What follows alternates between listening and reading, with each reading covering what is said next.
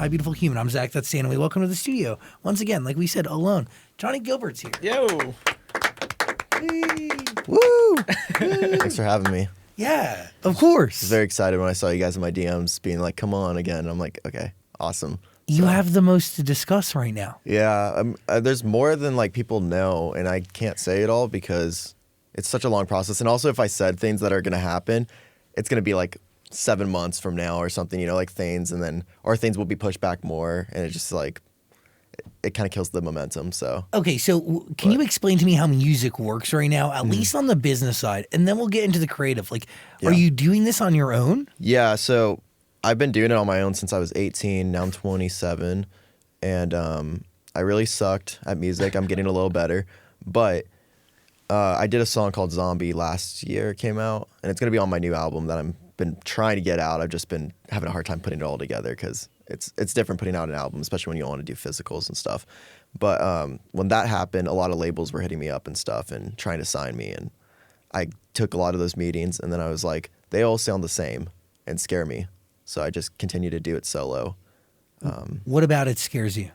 It's a new like adventure, and like having somebody else have their hand in something that is like you, it just feels really intimidating. So I just don't really want to.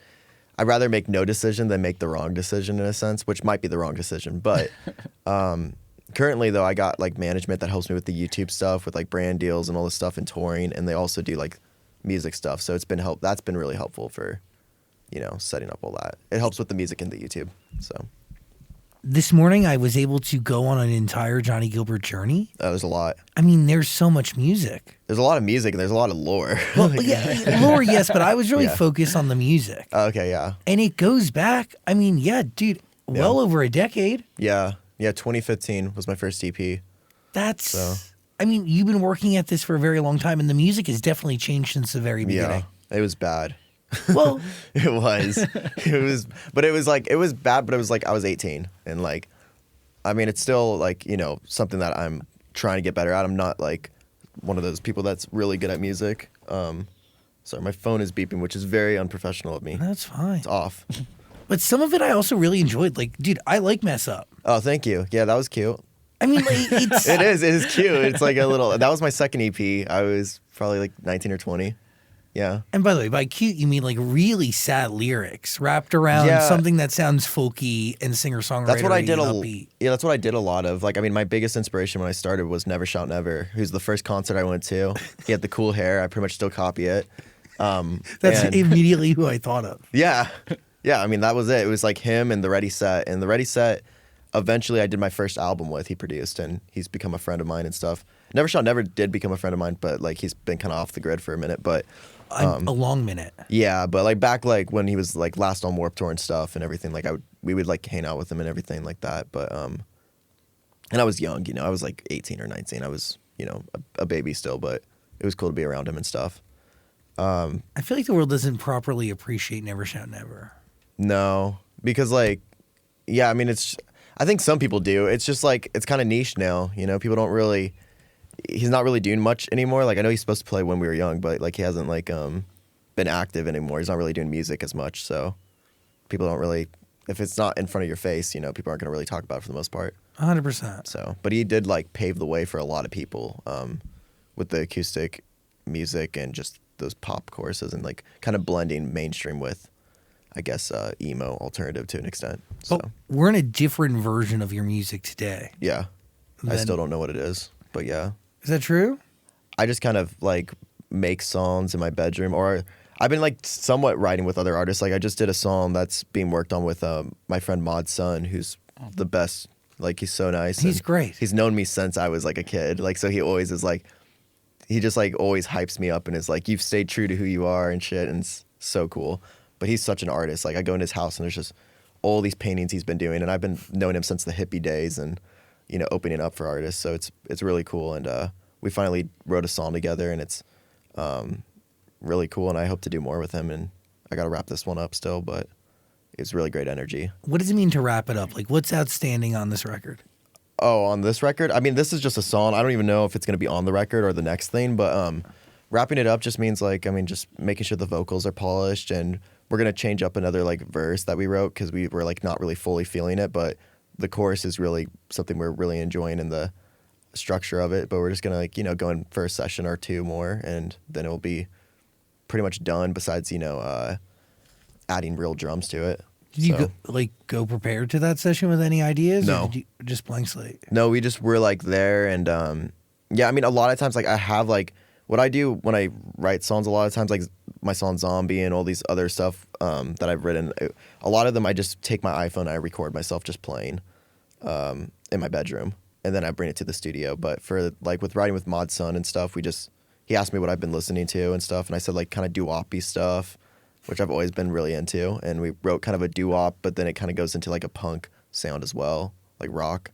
So kind of Misfits-y a little bit, but not like Misfits-y, but like they kind of have those elements of full band with doo-wop. But like definitely a sound that you couldn't achieve on your own. No, yeah, and I love like, I mean, there's like two other collabs I've had people on as well, where like I was just talking to a friend of mine like named Swaco and stuff, and like I like taking those elements from other people that I wouldn't necessarily pick out myself and everything, because like writing your own songs all the time and only doing it yourself or whatever, and then you have your producer that you do it with, which adds a lot of elements, but it really makes it something that you would never make on your own, and I think that's really important. That's also how you learn and you get better. Yeah, and it's just like I feel like I'm not one of those people that's like every song has to be a hit, every song has to be this or that. I'd rather just throw the song out there. If it does well, cool. If it doesn't, it'll find its people and it'll be out there, and then I'll just do the next one, and maybe the next one will be a hit. I don't know. Like, so you're not precious.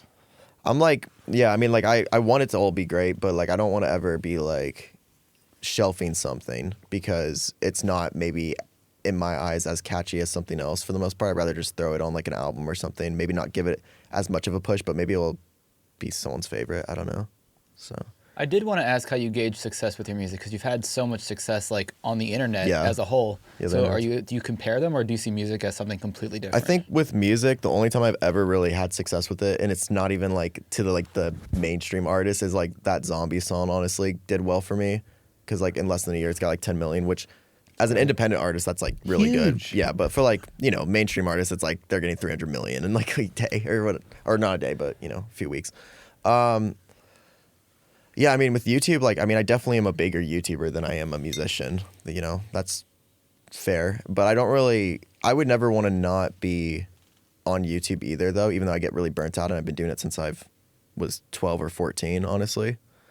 I think it's really important. I think I talked to you about it last time, but I think the connection you get with interviews and just people filming their day and everything like that is so important to connecting with the art of music and caring about it. So it gives people an insight into the person that they feel understood by. Yeah. It also shows that like this is real and you're not a fraud. Yeah. I mean, like you were doing the Bamboozle interviews back in the day. Fuck yeah. So fuck yeah, I was. I had to be on that shit, like watching all the bands that I enjoyed. Like I was talking to Mod Sun once again, and like he was telling me, and I feel the same way. Sometimes I like the person's personality and interviews and everything like that more than I enjoy their music. But I enjoy it so much that I enjoy their music. Like a good example is a person named Daniel Johnston or whatever. I love his brain more than I love his music. And what do you admire? Like, okay, so what do you learn from watching an interview with that human being that you actually utilize in the way you operate your own business? Because, dude, you're doing it on your own. Yeah, I mean, I have some help now, but like. But you're still an independent artist, yeah, truly. I'm still handling a lot of it. I don't really learn that much besides that I relate to like the sad person that person is. Like same with like Elliott Smith and stuff. It's like it's just fascinating to see how people's brains work and stuff. And I like seeing the underdog almost, like the person that wasn't supposed to be successful in a sense. Like he is somebody like Daniel Johnston. He's like a indie musician. He's also an artist. And he's not with us anymore, but he was just a really troubled person. And to me, that just was really relatable and fascinating to see somebody get the success and the cult following that he got. Like his biggest thing was he had a T-shirt design that Kurt Cobain wore. And because of that, his success skyrocketed because people were so into the T-shirt that they started looking into him. So, yeah. How do you balance that yourself, right? Because I'm assuming that the lyrics that you're writing come from reality, and a lot of it is screaming and looking for help. Yeah, a lot of it is. Yeah, yeah. I've been, especially nowadays too. I still struggle with it. I'm actually like been working really hard on getting more medication because mental health is so.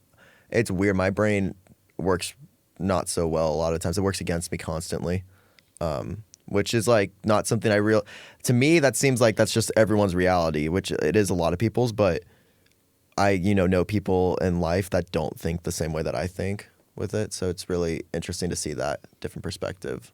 Yeah, I mean, my music, I would say 90% of it is screaming for help. And I just pick up my guitar though, and that's like where my lyrics naturally lie most of the time.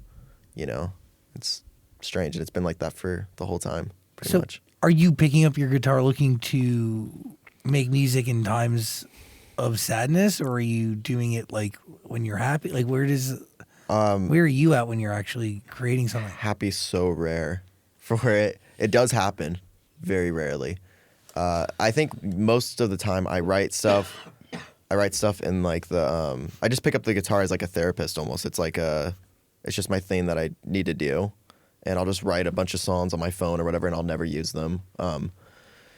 But like a lot of my music will sound a little more happy than it actually is, though, like the instrumentation of it, because it will sound more pop or upbeat. So, You mentioned also like you're kind of working against yourself. Mm-hmm. Do you feel like that's made the success you've had harder to achieve? I mean, it doesn't help, no, because I mean, lately I've been like trying to do more, like even like with YouTube and stuff. My girlfriend and stuff has helped me because she has a lot of friends online and stuff. She's been trying to help me like get out of my bubble and like film videos with like people like Pokimane and Valkyrie and all these content creators. And that's something I would never do because I just am like if anyone asked me to be in their stuff, I'm there. But to actually put myself as somebody that like is going to reach out or anything like that is not in my nature. So that's how I've always been. So I guess ideally if I was like somebody like that though, my career would probably be like thriving more because I'd be putting myself out there more. That's why Jake is so good though, because he's, in my opinion, much better at doing that type of stuff, or Tara as well. Like they will reach out to people and do stuff like that. I just am like actually this emo guy for the most part, which is not nothing. It's not something I like strived for. It just kind of is my it's who you are. Mental health. Yeah, my mental state has always been like in that realm, and I guess the outfits just kind of fit that a lot of the time. So. But the flip side to that is the community you've cultivated on your own, not through collaboration, has also had to like provide some sort of like mutual understanding, right? Yeah. And also the feeling that you're not alone, right? Yeah, I think that's pretty much. Yeah, I think it's been bittersweet to have that because I think some people are way too connected to me because they've grown up watching me, and I've been, especially when I was younger, I was so vulnerable on my videos, and I would film so many constantly. Because you had nowhere else to go, right? Yeah, it was the therapist for sure. But now I don't really use the internet to that extent as much, and I try to use more so the music for that because now people are a lot more critical of everything I do at this point, and that's exhausting. So it sucks how that changes. Yeah, this year especially, I think with Jake and mine and Tara's success, like that has happened in the last year or so. It has been like, because I've always had like some level of like, okay, people know my personality online. With collab channels I've done and being on Warped Tour and all these stuff and being around people that were more popular than me. But now it's like, yeah, I mean, it's also getting older as well. I think people like to be like, okay, you're this age, you can't be doing this. But also people don't, I mean, it is my job. My job is to exist at this point and like get that on camera and stream it or write a song. And like, that's literally it. And it's not me trying to just, make it marketable necessarily, but it's like putting myself online and stuff is like how I make a living. So therefore it's kind of mature. Like what's more mature than just working? That's what I'm doing. So yeah, it is work. It is work. But it is something that started as like a place for you to go to talk about what was going on in your life. Yeah. And it still kind of can be that, but I have to be more cautious about it because like even with doing interviews and stuff, like anything that I say on here, people are gonna take apart or whatever. Like at this point, and it's crazy. It's like it's always been there, but I don't know. Maybe when you are doing better, some people just want to like, I don't know, or maybe there's just more eyes on you, and people just want to. The more success you have, the more people are going to hate on you. Yeah, I don't like that. No. But I get it. It's like I understand being curious about stuff, and like if there like I'm honest. Like if there's drama about somebody that I'm aware of or whatever, I'm gonna like look at it to some degree. Am I gonna be like adding to the fire by like posting about it or reposting it? No, I've never done that. But will I like look at it? Like sure, because I'm human, and like so I understand why people do it.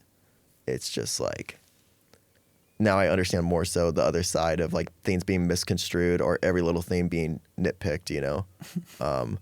And like people can look at me in this interview and be like, oh, he looked to the side this moment. Like he's having a problem with Zach now and stuff. They do that. Like they do that with me and Jake all the time. They do that with me and my girlfriend all the time when we stream. Like, and it's like, it makes you want to pull back sometimes.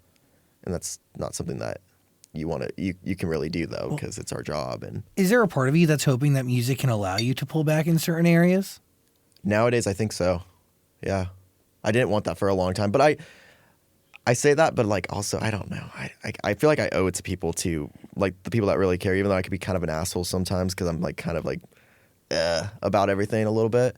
I'm doing my tour with Palais Royale starting the February 2nd. You should be very proud of this. Yeah, it's very exciting. I haven't been doing tours in a minute. Like the last tour I did was 2022, and it was acoustic. Every tour I've done, which I've done a few, playing music, have all been acoustic and just me with a guitar, you know? And this one, I did a show in LA that did really well, and it was full band. And then I did the Streamer Awards, which is an award show for like Twitch streamers, and I did that, and that was a full band thing, which that was the scariest thing because that's like, you know, like I Show Speed in the crowd, all these like creators, Jacksepticeye and all that stuff. They don't know who the fuck I am. And then I look into the crowd and like I Show Speed's on his like phone texting. I'm like, okay, valid. But it's not like a concert, you know what I mean? It's not like those people are there to just, you know, do their award show stuff. So like playing to a concert crowd is very different. Still scary, but playing to like an award show kind of crowd while it's being live streamed to like 100K people or so is more scary in a sense because it's just not my audience. But and you're like, you can't really hype up the crowd. You're just standing there. So you did walk on stage. Is that the one where you said, "Hot to go"? This is not hot to go. Yeah. I was just and then I was like, and then there's like a break, and I was like, "How's the salad?" Because they're just all eating like the salad, like because it was great. It was a really cool set. Like the setup looked cool, but it was just like really awkward. It's like it's a little silly, but I was happy to do it. It was a really cool experience. So that. Yeah, I just try to look really gothy too, like little vampire boy with. That's why I wear the sunglasses too on there because I was like, I need to like wear my shield. You give rock star though. That's good. It's fake. I think most of it is. You know. This is great water. I'm glad you enjoy it. Yeah, thank you. I'm glad. But yeah, no, I mean, I'm doing the tour with Palais Royale. I'm very excited. I think they're a great fit for me. They're an alternative band that have been doing it for like 10 plus years as this band. And how'd you put your band together? My team, like honestly, they just reached out to these guys, and I don't even know if they're like my official. They're not like my official band necessarily, but they're fantastic, and they're doing the tour with me, and I'm so happy to have them. I know the guitar player plays for like Landon Barker a lot, and he plays for Kid Leroy and stuff, and and like they're great. They kill it. They're very supportive and good energy, and they seem to have genuine fun with it. And I mean, that's all I want. I don't know. They look cool too. How do you feel when you perform? I feel like surprised, like that people are saying it's. I mean, okay, if I were to look at all the YouTube comments, they're saying some other shit. But the people that are in my life and stuff, which obviously are going to be the nicest, but most people are being really into it and stuff and seeing, you know, the progression. And I see the progression with, you know, how I'm doing it. And also just going on stage, I know how hard it is to just go on stage and just have people staring at you and trying to do it. So I feel like it's just like a ladder, and I'm just trying to, you know, get better and better, and I don't know, be to that point. Because yeah, even like playing with the full band was something that took me so long to feel like the courage to even try. So that's a big step, I guess. What part of that scares you? Messing up in front of them? No, just like a different avenue and stuff. Like even like when I see like bands like Bring Me the Horizon and stuff, and I see their whole stage, like, you know, they have all this setup and everything like that. I want to do that eventually. Probably that'd be cool, but that's like a big step. It's a new experience, so you get comfortable with what you've done. So, but I think what I want to do if I want to keep on growing it and everything is try to get uncomfortable by dabbling with different things. Like I played an Iris cover with my friend Maud's son at this thing called the World Turn, and that was like 2,000 people or something at that show, which is the biggest I've ever done. And like he like jumps into the crowd or whatever, so then I like jump in the crowd, and I've never done that before. So it's like little things like that are new experiences that help you grow as a person, get more comfortable on stage, and just I don't know. I don't think people realize that all these people that are musicians and stuff, like they were also that uncomfortable person that just pushed themselves until they kept on, improving. And they've had their moments of voice cracks on stage, and they will continue to have them because they're human. Like I'll fucking have that, I'm sure, and like, or sick moments where you have to play through it and you're sick or anything like that. It's how it goes. But that's what I like seeing that, honestly. But it's those moments that make you great. Yeah. And greatness and comfort come from great discomfort. Yeah. So. Yeah. So you got to push yourself. Yes. So I'm excited. I think it's gonna be a good experience, and I got some other shows planned as well that I can't really announce yet, but I'm excited to be a part of and everything like that. No other tour at the moment, but little like shows here and there and like festival kind of stuff. So it's just something I'm trying to push myself to get into more and continue the music and YouTube stuff. On this tour that I'm doing with Palais, I have my camera guy coming with me though, and he's gonna be filming and editing the whole thing. And that's great. A person that did that I loved, like the way they did it was, a lot of artists have done it, but like Lil Peep, like he did a lot of that, and that's what made me, like before I was into his music, like really connect with him as a person. I was like, oh my God, because like you just see him existing through life and the ups and downs, but also just like the fun little moments as well, the little goofy moments of being in a van and traveling and then playing to like 500 people or whatever, and them all loving it. It's like, it's really special. MGK did that as well. Like he did a lot of those tour videos and stuff, and they were really, it's like the thing where like the artists, like you connect with the artist more because of those things. Oh my God, yeah, people want to know. Yeah. But also like people want to be along for the journey, like because they're giving you their money, their time, their energy, they're showing up. Yeah, so I'm happy I have a friend that can, is willing to jump on that with me and do that, and he does a great job. So does performing or making music at all make you happy? Yeah. Yeah, I think so. I like I like when it's done. I like hearing it and stuff, and I like seeing.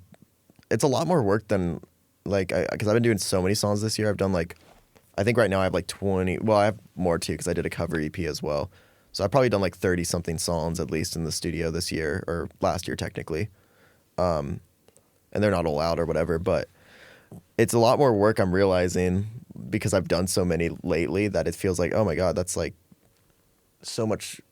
Maybe it's the drives to the studio as well, but yeah, it just really shows how much goes into it and everything. But I like hearing the out when it's done and stuff, and being like, how did we even come up with that? Or and am I gonna be able to come up with anything as good as that song before or whatever? And you just kind of keep on doing it. I'm sure things will happen. So are you setting up these sessions? Yeah, I've just made friends with people, and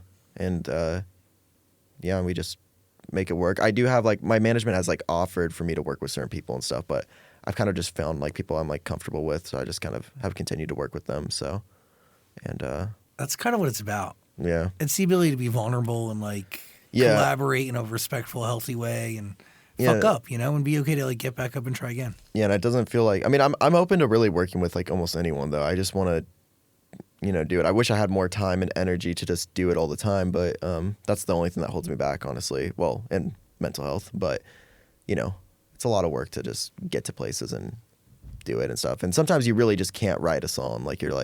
Your energy's not there. And that's okay. Yeah, that's a scary moment though. Really? When you feel I'm sure we all have it with our avenues of artistry or whatever, with the interviews or with the everything where you're you have a day and or even a week or a month and you're this is not naturally coming to me as well as other times. And sometimes you're just on top of it and you're holy shit, I'm on fire. Maintaining that is impossible though, forever. You gotta take a step back sometimes and try to get back on it. So yeah, what do you think fuels the times of just being on fire? What fuels it? Fuels it? Like, is it like the idea of like being able to live life and then like stash all that life and then go back and write about it, or? I don't know. I honestly think it's just like a natural thing. Like you don't even fully, like you can feel it, but I don't think you can't really decide when it happens though. I think it just kind of is something that's naturally happening, and then you just kind of go with it. And then like when you feel it kind of dwindling again, you feel that as well. And then you try to like pick it up eventually, and then you feel okay again. It's just, I think it's just a life thing. Is the relationship you're in fueling or providing any inspiration for music? For sure, yeah. For sure, yeah. It definitely is. Yeah, and it's been really good for me. I think once, you know, like, I think after this tour too and everything, I think it's gonna be even like, I'm gonna be in a really good place with everything when it comes to YouTube and music and everything like that too. But she's been great in my life. She's been helping me set up a lot of videos and just been a really good like moral support for my emotions as well. Because, you know, I am like a person that really gets in their head a lot, like every single day. So for her to like be able to support me through that has been really generous of her, and my time and like her time and everything. And I try to be really supportive towards her too, because she's an actress and a writer and also just a streamer and everything like that, and a bunch of other things. So yeah, it's been good. What's the hardest part about being in a public relationship? No, you want the list? It's fucking rough. People, man, like there's no hard part about us being in the relationship. It's the fucking having to, I cuss a lot, sorry. That's having to analyze everything because other people are going to start analyzing it has been the hardest part, because yeah, I mean, like there'll be moments like you know, especially since my friend group is so what I'm known with at this point, like with Jake and Carrington and Tara and everything, making videos with them. If there's a moment where we're not making videos as much together, whether it's because, you know, I'm traveling or they're traveling or et cetera, or or life's just happening, people like try to, you know, come up with theories that there's issues, which there's not. And then also, you know, so then they'll blame, you know, my partner for that or whatever. And then there's also just, you know, people that will try to come up with like theories on things being strange because, you know, like we'll be doing like silly voices with each other or something because like we're on live stream. And sometimes with live streams especially, you'll be on for 2 hours or so and you're just with your person and you just kind of will be shooting the shit. Yeah, you zone out and forget you're even on a freaking stream. And then people are like, why are they doing this on camera? And it's like, oh, it's kind of weird to me because like my whole career was just me being for the most part myself, you know. But then there's that line that people are like, fuck, don't cross it. But they want you to be yourself. It's weird. Yeah. I think it's just well, I think the internet's just kind of changed a little bit. But also, yeah, it's just it's just kind of inevitable, honestly. I think maybe some people say it's just like people say it because like they see people being happy and they just want to like, yeah. Which is that sucks for us because it does like for me it does affect me. I'll speak for myself. Like it's rough, like having people, you know, try to, you know, really paint you out as a bad person or something, like because for nothing really too legitimate, really, like, you know, little things that they'll just try to run with. So, but I mean, I couldn't, and I talked to her about it. I don't think with our relationship, I would never want to be not public about it. Like when she comes out with a film or, you know, et cetera, or like just exist, like, or looks, you know, really fucking pretty on like a red carpet or whatever, I want to post about her. Even if I don't tag her in the thing, I just want to post her because like that's my person and I want people to know that that's my person. So, and just, yeah, I just want to hype her up. So, and she likes to do that as well. So, love is cool. It's cool, yeah. It's scary. Oh yeah. It's vulnerable, and it's a thing. It is like a thing to adapt to. Like, I mean, obviously, you know, with my friends and stuff, like adapting to, all right, I always want to be with this person, my girlfriend and stuff, but I also, you know, need to make time for us to do videos here and just hang out with me and my friends, and then I need to make time for us to for me to go to the studio, and then she has to make time for her, like, you know, when she has to go act and stuff, and you know, and then I have to go on. Now I'm going to start doing tours and shows more. And it's like, okay, well, she can visit for this time, but then like, you know, it's like, it's just adulting, I guess. Oh yeah, it forces you to mature and reprioritize. Yeah. It's a thing. Yeah, but you know, the best thing you could do about it is just like be by each other's side, even if you have like little bumps and stuff, and like try to communicate and just figure out ways to make things the best they can be. So yeah, that's just really what it's been. But yeah, it's been really cool though. It's really unique to have somebody else in like an artist industry that's a really creative person. One, just be so supportive of me, but also give me their ideas as well and try to help me with my career, because she does a lot of that. And I don't ask for it or whatever. Like, I don't try to be like, hey, can you help me with this? But like, if she's willing to help me with it, I'll be like, yes, I'll take it. Yeah, it's amazing. She's good at it, so it's been cool. And I don't think people realize how good she is at it yet, because like, especially with the stuff that we've been doing, because like it's not out yet. But when it is, like, I think people will hopefully start giving her some more love. But yeah, I think a lot of my viewers have been really, you know, like they grew up with me and stuff. And like, she obviously has her like audience that has been like, it could be a little, you know, like that as well. But with my audience, for sure, I mean, they're, for the majority, probably younger people, I would assume, or like 20 or so.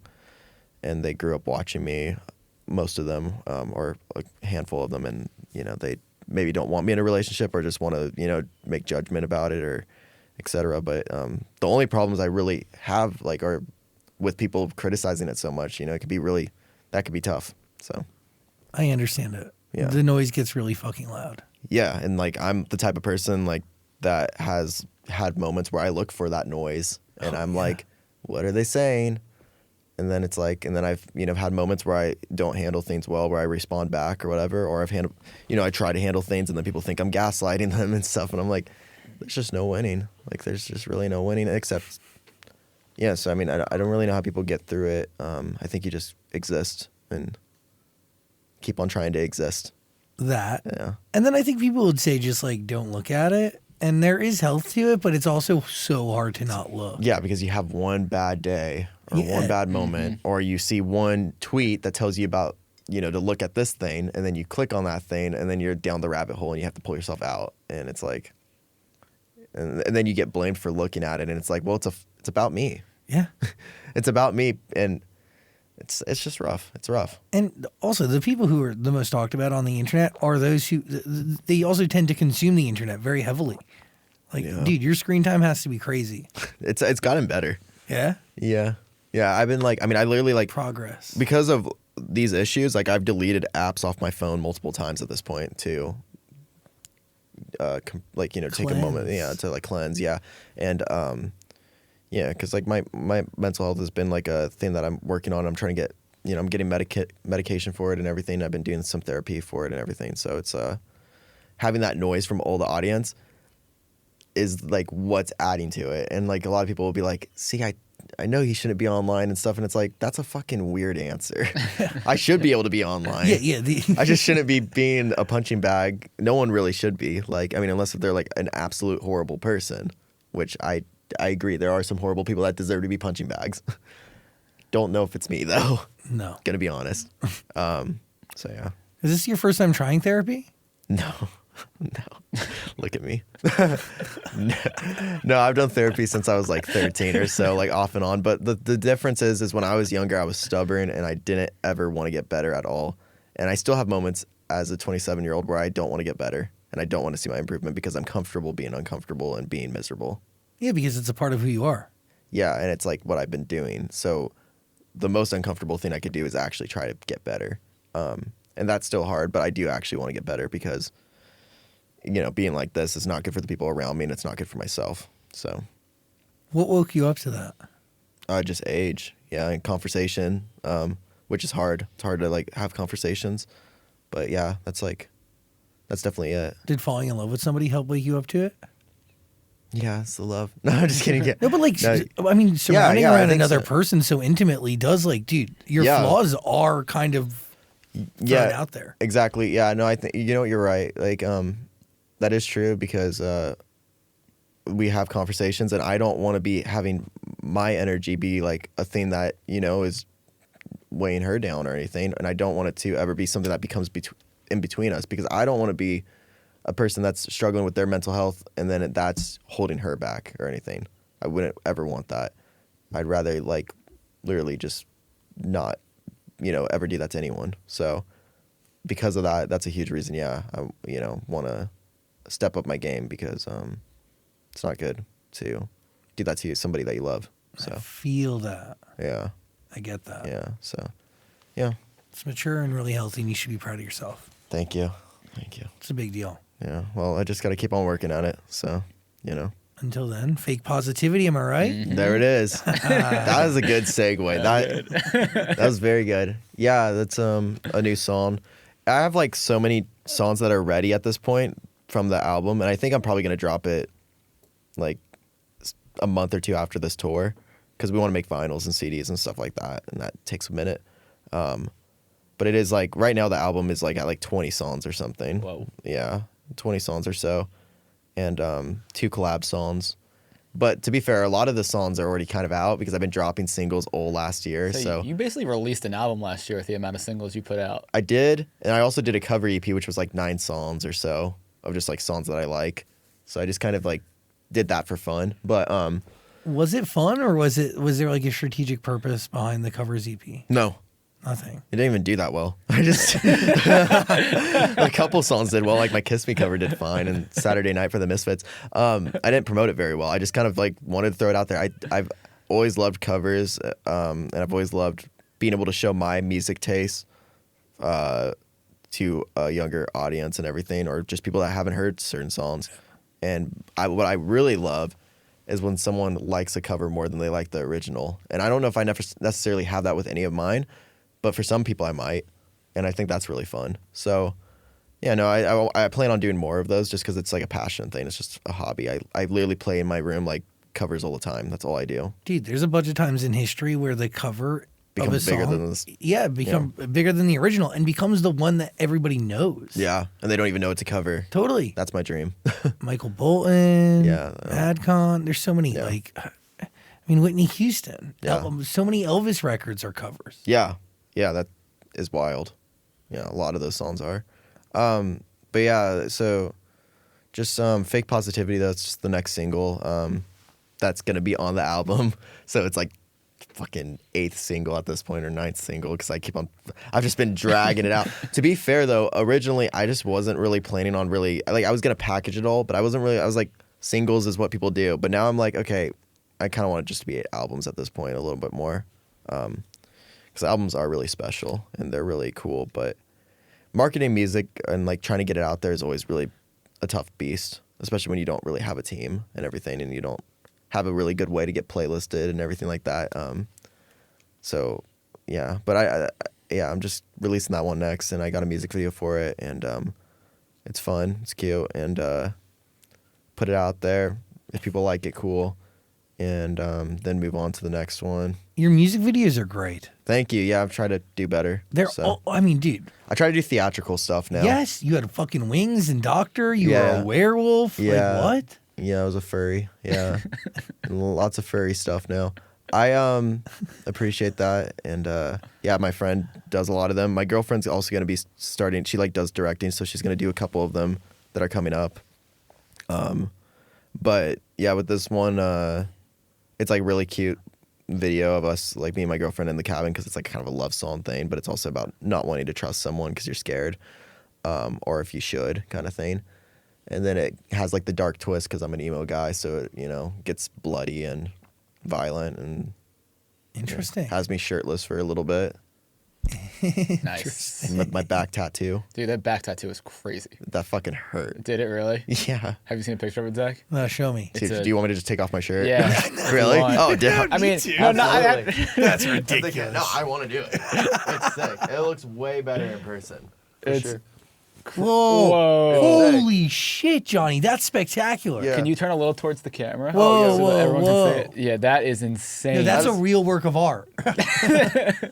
Wait, how long did that take? It took about 3.5 days. No, I'm just kidding. No, I didn't. No, it took 4 sessions, and I think it was 5 or 6 hours each session. Wow. Yeah, it was my most painful one. I mean, that's a portrait. That's a work of art. Yeah, it's pretty. That's stunning. It's funny though because before it was filled in, people were roasting it that they were because it wasn't like there was no like it looked really different before it was like really finished. And I took a photo of it, and they're like, it looks like a coloring book page because there was no like shading in it and everything. And I was like, and now people like it for the most part. I mean, now they say it's like that. What's it called, Vecna from Stranger Things? Because me and Grace being together, they're like, oh, he got the Stranger Things Vecna house. I'm like, I didn't watch that season.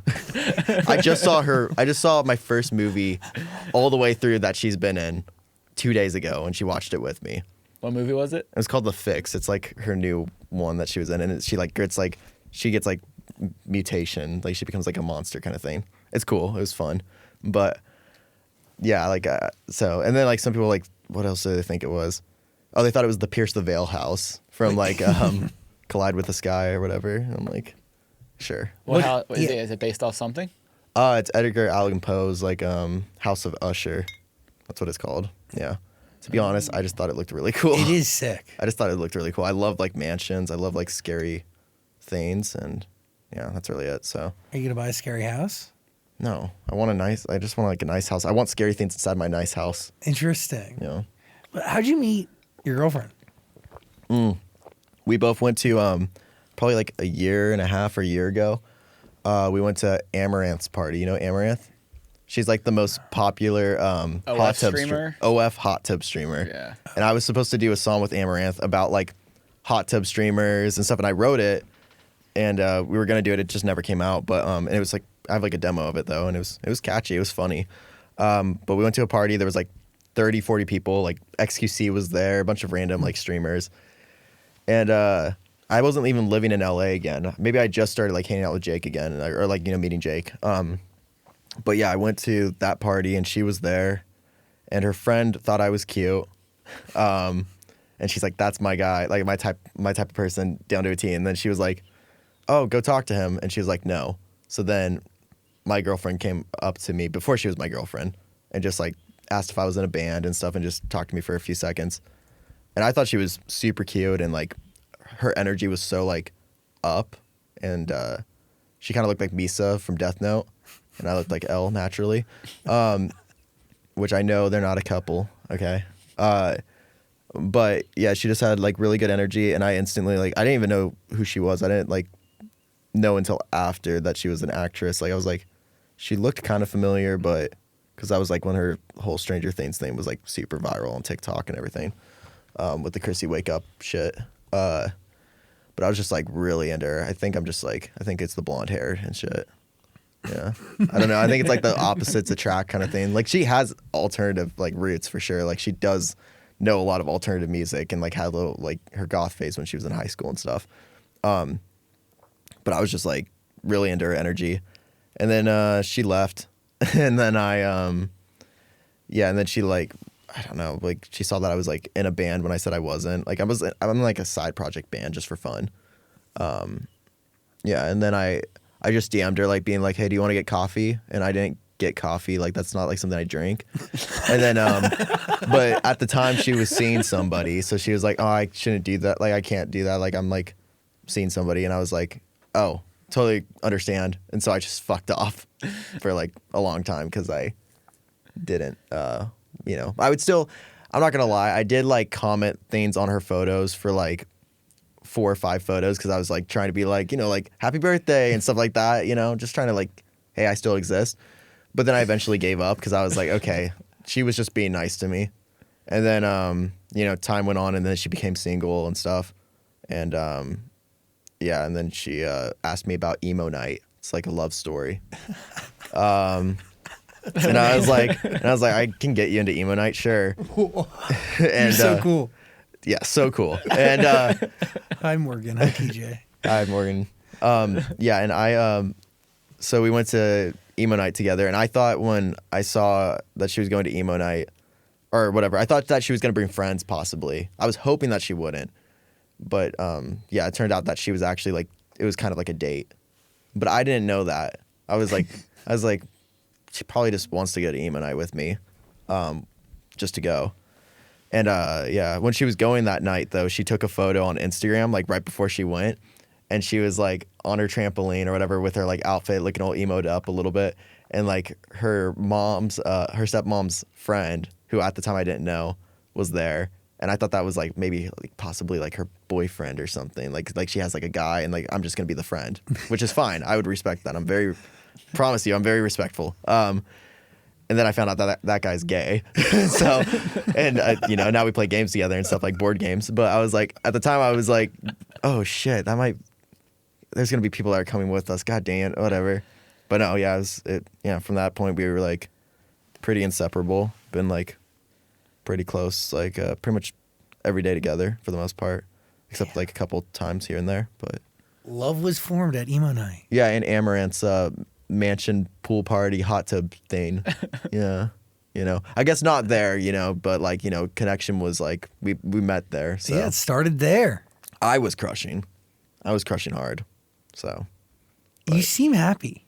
Sometimes I'm happy with her. Yeah, for sure. I got what I wanted. That matters. I Love wanted her, matters. So it took some time, but she's cool. So it's really special. Yeah. So very happy that you are happy. Thank you. Yeah. Even if it is just, you know, yeah, in moments or for her. Yeah, it is. You know, it is. You know, there's like things I'm I'm happy about that are going on, but yeah, I mean, there's like obviously humanness of it where you get your little slumps. Happens a lot, but yeah. It's a pretty funny story though. That's crazy. Yeah. It's really special. It's very on brand for me to be like, I don't know if she's bringing people and shit. She's the only person I ever like actually tried to like ask out that's like a girl. Like I've never done that. I feel like last time you were here, we were talking about how you're not good at talking to girls or dating or anything like that. The only time I ever did was like with her, messaging her about like going to get coffee, which I don't drink. Yeah, but like, what? So you just do that because you think society tells you that that's the right first date? I don't know.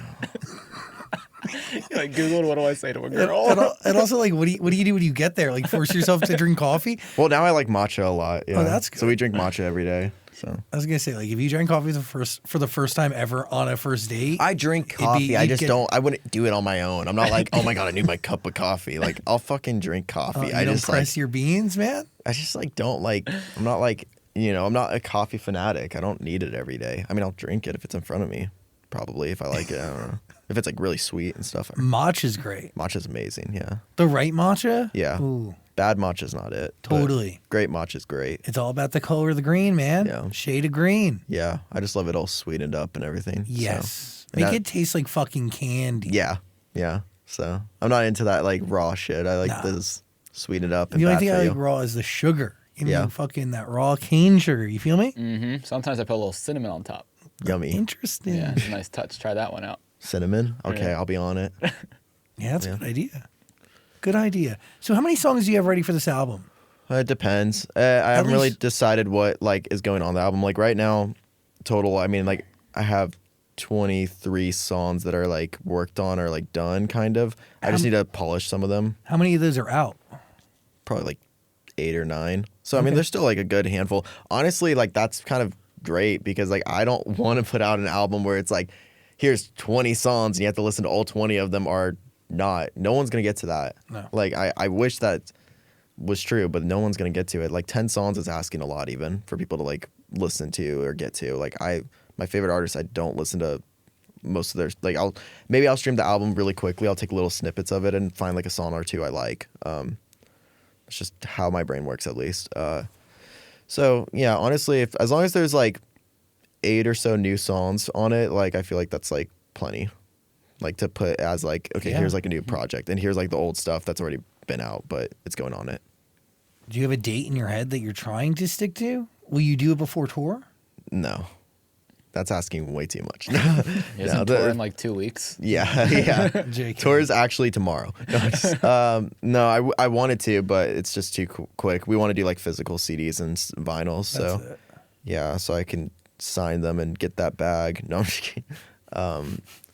And I just want to make vinyls. They're cool, but I've never had one made. But no, I think like we're thinking there is a date that my team has like said, but I don't remember it. It was like 2 months after tour or something. I don't know. I'll let people know when it happens. There's something special to being able to like physically hold something that you've made. So yeah, it's cool. Yeah.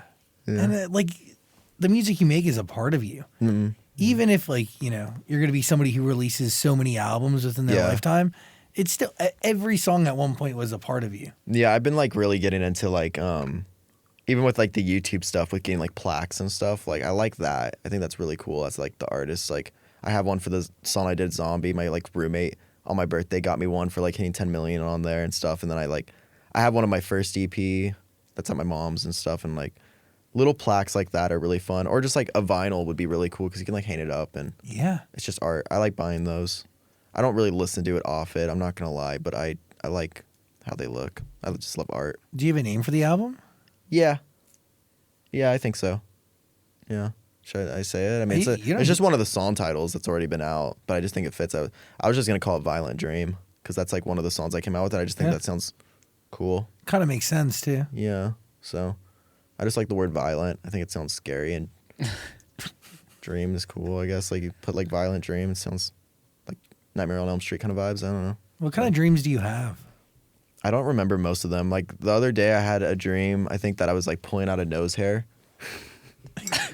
So that's it? Is it just like a normal nose hair? No, it was just like really long. It was really like, and then it became like a Twilight Zone episode, and it's just like there's a hand out of my head. No. I'm dead ass. That was like one of my dreams that I can remember. A lot of times I don't even remember my dreams though. I just wake up with anxiety mostly lately. Like I wake up like heavily breathing or like falling asleep heavily breathing. Really? Yeah, the nighttime or like the morning. That's when like my anxiety is at a peak of thinking about anything that can make me upset or hurt, you know, or gets me in my thoughts. And that's been a huge reason why I need to get this medication really going and thrive, because it's been fucking miserable. Dude, managing everything that goes on in one's brain is the toughest challenge, but such a blessing once you get it within your grip. Yeah, it makes me want to take like a little like rod and just like make that part go away that like overthinks, and then everything else is fine. Yeah, so I just like, you know, but I'm not going to do that because that's dangerous. I'm going to let somebody else do it to me. I'm not an idiot. I'll let a professional in an alley do it. Joking. But yeah. By the way, I do feel that. I don't go to sleep with anxiety, mainly because I think I've had so much anxiety through the day that like I just fall asleep eventually from it. Yeah. But I wake up with it. Oh my God. It's like the first thing I think about, and it's all I think about for hours, even before I leave the bed. Like I'll wake up at 5 a.m. and just stew for 3 hours. Yeah. It sucks. And you feel it in your chest and everything in your head. And then you're like, that's how I'm starting my fucking day. Nah, the only way to cope is to doom scroll. No, at 5 a.m. I was about to ask, do you go on your phone as soon as you wake up? Fuck yeah, because so I need to. I do naturally if I'm alone, I do. But my girlfriend, like when she's with me now, like she like tries to like tell me like to take a little second from like going on my phone, which is fair. And naturally, now I've just been kind of like not touching my phone as much, like with doom scrolling. So I literally just logged into Twitter again. Like I haven't had it for like a week, so. Okay. Like, I've been just doing it on my computer every now and then. So every now and then. A computer is very different than a phone. It is. It's very different. I'm not like on my fucking computer all the time like that. I just see you like have like a laptop attached to you. No. It's like literally my desktop. Like I haven't been able to find my laptop charger, which I need to find because I'm going on tour and I need my laptop for that. Oh, jeez. Was there a tiny part of you that was like kind of relieved when TikTok went away for a couple hours? Yes, yeah. I was the only person cheering. I was like, get this fucking out of here. I was so excited. I was like, please. I was like, I'm sorry for all the people that do TikTok lives and that's their life. But for me, I mean, the most negativity besides from like, you know, Reddit is TikTok. And then Twitter, you know. Reddit sucks. Yeah, Reddit sucks. We don't need to feed it anymore. They're gonna be like, they're talking about us. Yeah, you're right. No, yeah, they do suck. They're just like me, very mentally ill.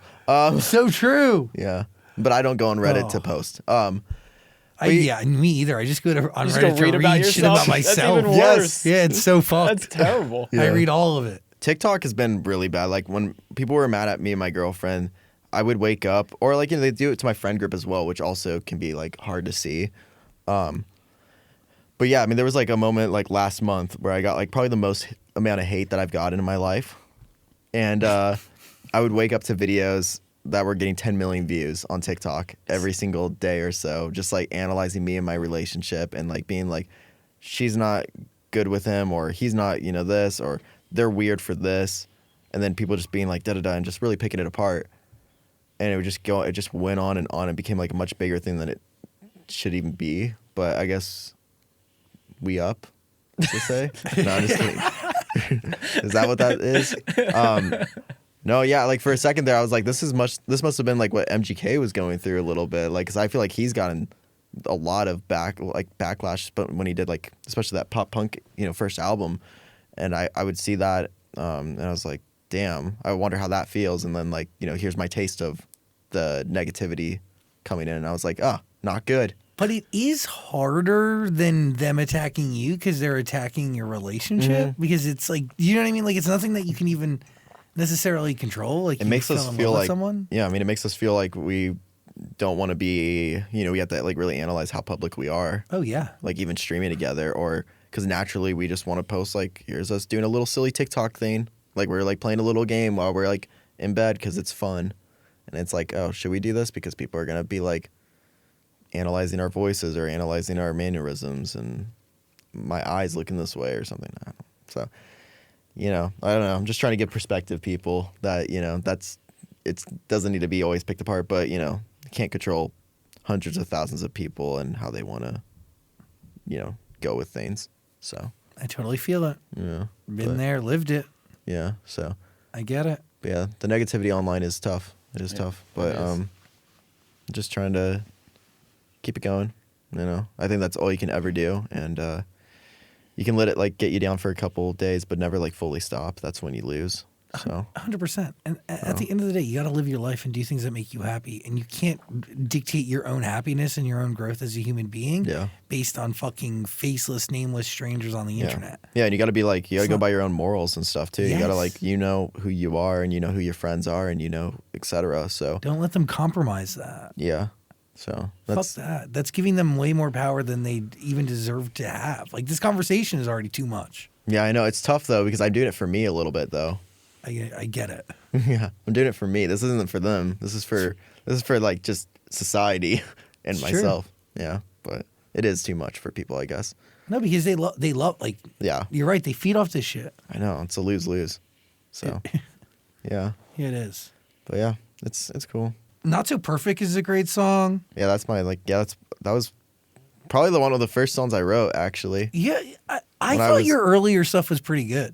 Really? My voice, I couldn't sing, but it was produced well. It was produced by these guys named Zach and Kenneth, and they did like Mayday Parade stuff and Cartel, and so a lot of pop punk bands, Old Time Low and etc. like that. I heard that in the record. Really? You heard that sound? But a lot of your early stuff was very reminiscent of like Bamboozle, Warped Tour era. Yeah. That alt of that time. Yeah, and I mean that's where my music taste was too. I mean my music taste has like definitely gone a little more like, I guess really like Elliott Smith, My Chem, and then like Say Anything, like kind of, which is still like in that realm, but it's like theatrical, and then like also to stripped down acoustic and all that stuff, and then it just kind of in the pile, just shaking it around and making whatever the hell I make. So. And that's how you get Johnnie Guilbert's art. Yeah, right now currently. I feel like when you and Jake work together, it leans more back into that pop punk sound. Yeah, well, to be fair, like Jake with those songs, I mean, maybe with the first one we did, like I wrote a part of it, but I know with Ecstasy, like he wrote all of that, I'm pretty sure. And that was like the last one we did. And so like, yeah, I'm just down to do pretty much anything. Like, I like it. It sounds cool. Let's do it. But yeah, he like, a lot of those songs, like he's definitely like had more of the writing ability on that one. Just kind of hop on. Yeah, and I'm down. I want to do more with him. It's fun. I re-listened to like Ecstasy and stuff, and I was like, oh, this is fun. People liked it. It's good. We look cute, so we'll do more. So I want him to play shows. I want to play shows with him. I know he's been like considering it a little bit more. So hopefully one day we do a little thing together. That'd be fun. Yeah. Have some Jake and Johnny flags in the concert like crowd or whatever. When I played my like show coming back or whatever, that was like a lot of things where like people would have my plushie in their hand, or they'd have like this American flag of me and Jake on it and stuff, and like holding it in the audience. So I hope on tour I see a lot of those. I think that'd be really funny. So. There is something really special to the community that you've built. Yeah. Negativity aside, it is really it's a beautiful thing. Yeah, I mean, there's some really good people out there for sure, and all I see when I go out, in public, I've never really dealt with any negativity in public. Especially nowadays, like people will come up to me a lot, which is really cool, I guess, but it's new because I think now I just stand out a lot more because of all the tattoos and shit. I was gonna say you stand out like a. And I still have this fucking hair now. Yeah, and I'm 27. But everyone's been really cool, and they just say some nice stuff. So I just need to focus on that a little bit more. That's what it's about the internet. Like everyone's gonna attack you on the internet because they can just hide behind it and say whatever they want. Yeah. In person, that's not how they truly feel. No, not for the most part. I mean, there are some artists that deal with it more and stuff, but I don't think I'm one of those people that's really going to get too ragged on. I just don't. I haven't done anything that worth it, I would say. Have you thought about changing your hair? Yeah, I talk about it. I think I want to do like the up hair someday, but I'm thinking I'm waiting until I'm 30. So. So that's when you've outgrown. What would you call this? The fucking never shout never cure hair. It's getting long. Yeah, sometimes it's long, sometimes it's fine. I like it. It's blonde. It's not really black. My hair's blonde. Really? Your hair's naturally blonde. I'm blonde. So is that why you're into blonds? Yeah, that's it. Interesting. I looked it up on Google and that's what it said. It says, "Well, you're naturally blonde, dumbass." No, I don't think that has anything to do with it. I think blonde hair just looks cute. When's the last time you saw your blonde hair? Yeah, I mean, I see it when the roots are growing in, and I hate it. So right now it's been growing in a little bit, so I need to like dye it again. But yeah, I haven't really had it fully blonde in a while. I mean, I did bleach it once in like 2018, and it was really bad, and I cut it short. That was really weird. That was a bad choice on my part. A phase. It was an attention grabbing situation. Yeah. And I won't do that one again. But I think about like cutting my hair a little bit, like trying to do like a vampire-y kind of look, like a little like a slick back type kind of thing. Or, yeah. But it's a little. I just have to do it right. I don't know how to style my hair like that. Yeah, it's interesting. Like, I don't even know what your forehead looks like. Whoa, it's a good forehead. You have a great forehead. It just keeps on going. Don't worry, it's still going. Wow. It's 24 inches long. Yeah. I mean, if it wasn't for the tattoos and you buzzed your head and like took off the eye makeup, I wonder if like people would even recognize you. No way. I don't think so. If I buzzed my head and got rid of the tattoos? No, like if you covered the tattoos, took off the eye makeup, and like buzzed your head, I don't think people would even recognize you. No. That'd be interesting to test that one day. Yeah, I mean that's like Post Malone doing the same shit or something, growing his hair out and then like covering his tattoos. Yeah, I guess so. I mean, I feel like I'd still recognize Post Malone. I don't know. We'll try it. The face tats are new since the last time we saw you also. Are they? Yeah. I don't remember anymore. I got so many right now. I think last year down your hand. I think last year I might have gotten like 30 or something. Honestly, I was going like a lot. Why? So, I got more money, which helped. I'm just being honest. Yeah. They cost money. Totally. I pay my artists. You should too. And I was, I had moments where I was like sad and like it felt like, the thing to do. And I honestly, and Jake was getting so many and I was like, fuck, if he's getting that many, I got to get more too because I want to be like this. So we kind of like naturally, I think both of us were like, we want to like both be really tatted up. So when we saw one of us get tattoos, we were like, fuck, I want to get a tattoo. So that's how you never stop. No. Yeah, so we actually have really good motivation for each other in that way. Yeah, and I don't know. I had a bunch of ideas and stuff, so I'm just keeping it going. Do they make you feel better if you're feeling down? Because that is like one of the things scientifically, like people seek tattoos out if... Like it's like a release. Yeah, even if like, I mean, my sister, like even if there's like an inclination to self-harm, they go and do they'll get a tattoo. For me, like, it made me like, yeah, I mean, it does have like similarities in that realm. Like, believe it or not, I've dealt with self-harm. But it also like, yeah, it has that release, but when I'm sad and stuff, like it does kind of like, feel like shedding your skin a little bit too, like becoming a new person in a sense, a little bit. Like, because you're adding something new. Yeah. So I think that kind of, goosebumps. Yeah, but do they feel good in the moment of doing it? Not for me. They hurt really bad. I cry. That's like interesting that like you shed something new by adding something to you. Yeah. So, wow, they're cool though. I like getting them. I guess I just feel a little more confident with my tattoos because they're just character to me, I guess. So that makes me feel good. They're beautiful. They're beautiful. Some of them are bad. No, but I mean the ones I see. I have really, one on my leg from my the prominent pop. ones.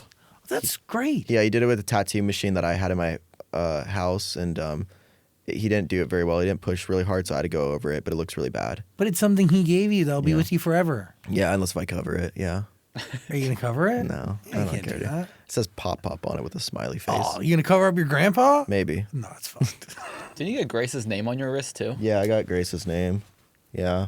And people are freaking out about that because, like, we haven't been together that long, but in the grand scheme of, like, tattoo on your body situation, I guess. But but also, but like, look around.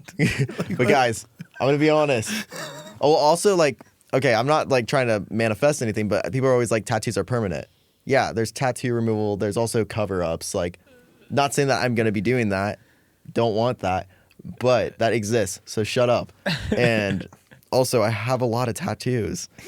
I promise you. And it looks really pretty. So I don't know what to tell you. And that's what matters. Does that not seem on brand for me to fucking do anyways? Totally. Like, Yeah. I don't know what to tell you.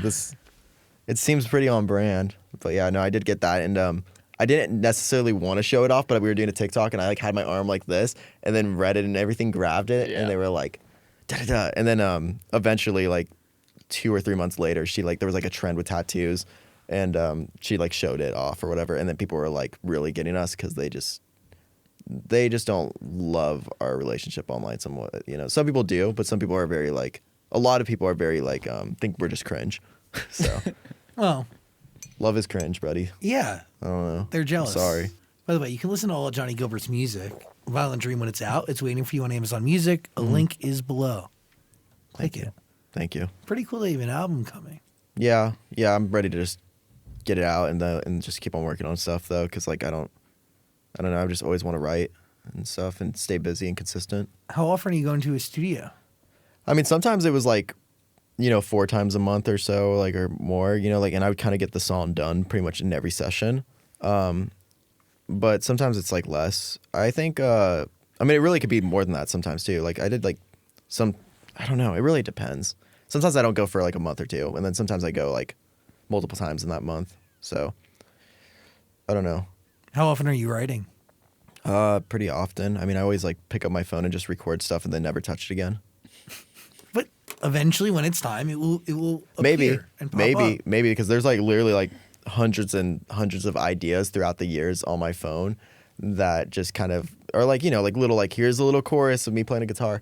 And yeah, and most of the songs that I write, because I write so much acoustically, unless if I'm writing with a producer or like another person, just start off on acoustic guitar, so they all sound the fucking same. And it's like, I have no skill. It's like, here's a ukulele song. Oh fuck, I ran out of chords. But I'm telling you, challenge yourself to collaborate and get in the room with people, because it will. You're going to grow exponentially. Yeah, that's what, like with writing with Mod and stuff, or my friend Swaco and stuff. Those like made songs that are like, they just show me so many abilities, and also like having a producer at the table and stuff.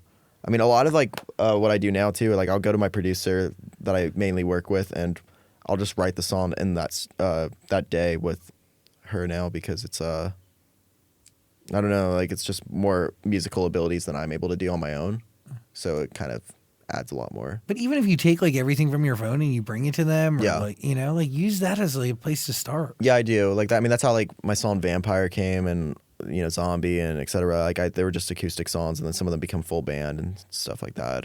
So, dude, the best songs need to sound amazing on an acoustic. Yeah.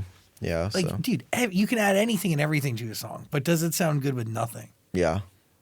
That's a test. Yeah. Not mine, but some people's. Shut up. I think your music's great, and it's only Thank getting you. better. Excited to see you on tour. Thank you. Yeah. More soon. So we'll keep it going. Keep coming back. Yeah. Whenever you want me, I'm here. So I'll cancel the tour and I'll be here. Just every day. He's gonna live in the control room. Maybe this one. Maybe we can wait a little bit for the next one, because tour is like only like 2 weeks away. So maybe wait after tour. No, yeah. When you have the album out, you come back. Okay. Yeah. Hit me Please. up. Yeah. Call me. Beat me. If you want to reach me. Yes. And I do. Yeah. Thank you, Kim Possible. Yeah. You good? Yep. Johnnie Guilbert, everybody. Thank you, everyone. Listen to all of his music. There's a link below. Zachsang Show out.